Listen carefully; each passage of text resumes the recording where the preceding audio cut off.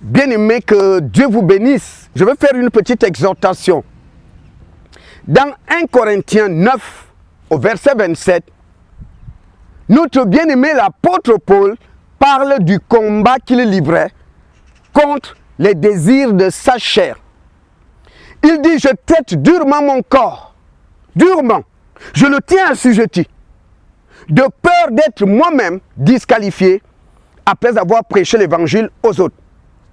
Paul ressentait comme tout le monde les désirs de la chair. Et Paul livrait le combat de tout enfant de Dieu. C'est-à-dire ne pas se laisser dominer par les désirs de ta chair. Le chrétien doit veiller comme Paul à ce que ta chair ne te domine pas. Ta chair va te dire la bière. Tu dis non, je suis enfant de Dieu. Ta chair va te dire le vin. Tu dis non. Ta chair va te dire cigarette. Non. Ta chair va te dire le sexe. Non. Ta chair va te dire va voler. Joue l'hypocrisie. Tu vas dire non. Tu gères, tu contrôles les désirs de ta chair. De peur d'être disqualifié. Parce que si tu te laisses emporter par les désirs de ta chair, tu vas devenir un chrétien de nom. Et le diable est conscient que tout chrétien qui ne pratique pas la parole, même s'il fréquente l'église, ira en enfer. Parce que Jésus a dit, ce n'est pas le fait de me dire Seigneur, qui est quelque chose, mais c'est celui qui fait ma volonté.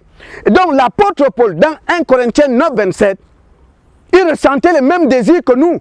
C'était un homme. Son corps lui disait le sexe. Il dit non. Va voler, non. La boisson, non. Va en boîte de nuit, non. Il dominait les désirs de sa chair. Parce qu'il faut comprendre que les désirs que tu as là, j'ai entendu, je vais vous faire un petit témoignage. Il y a une femme, elle est mariée à un frère en Christ. Et cette femme m'a dit un jour, frère, j'aimerais que tu parles à mon mari. On est chrétien, bien sûr. Mais j'en ai marre. Je ne suis pas une machine.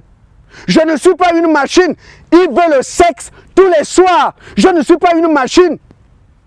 Mais moi, je ne savais pas comment aborder le bien-aimé. Je vais commencer comment? Je vais lui dire quoi?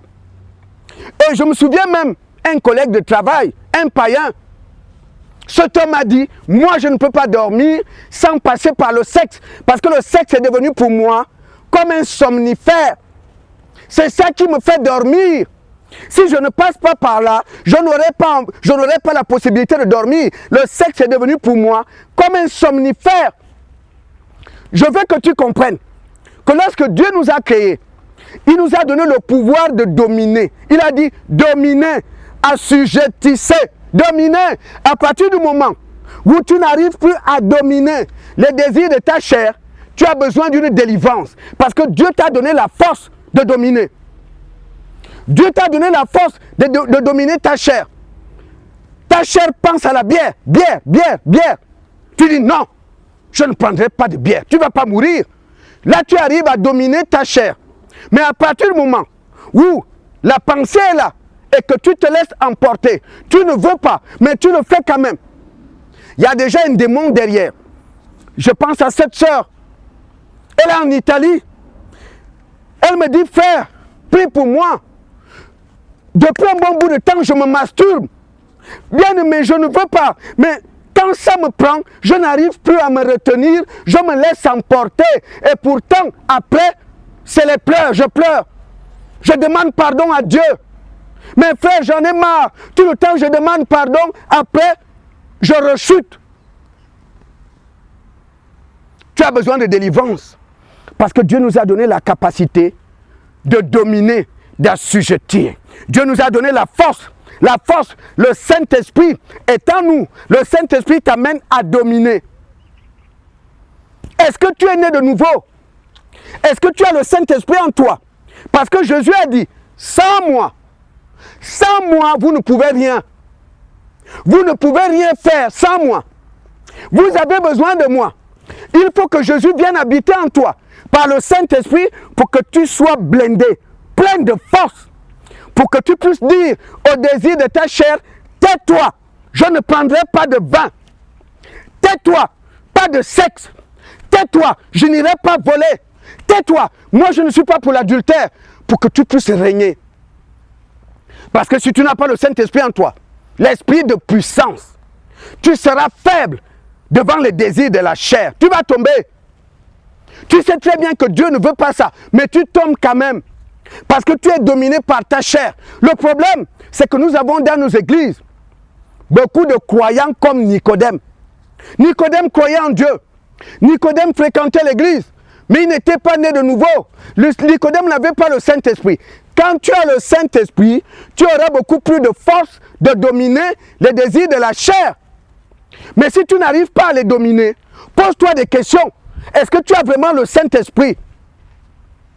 Parce que c'est le Saint-Esprit qui te donne la force de dominer la chair. Mais si tu n'as pas le Saint-Esprit, tu es un simple croyant, comme Nicodème, tu auras des difficultés. La chair va te dominer. Et tu vas être un chrétien charnel. Un chrétien qui fornique au quartier. Un chrétien qui va dans les bois de nuit, comme un païen, parce que tu es géré par les désirs de ta chair.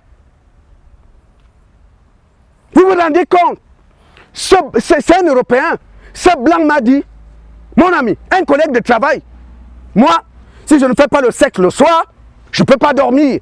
Le sexe est devenu pour moi comme un somnifère. C'est ça qui me fait dormir. Il y a déjà un démon derrière. Quand un démon est derrière un désir, tu as besoin de Jésus. Tu veux lâcher la prostitution, mais c'est plus fort que toi. Tu veux sortir de la drogue, tu n'arrives pas. Parce qu'il y a déjà un esprit derrière qui te tient esclave de ses désirs.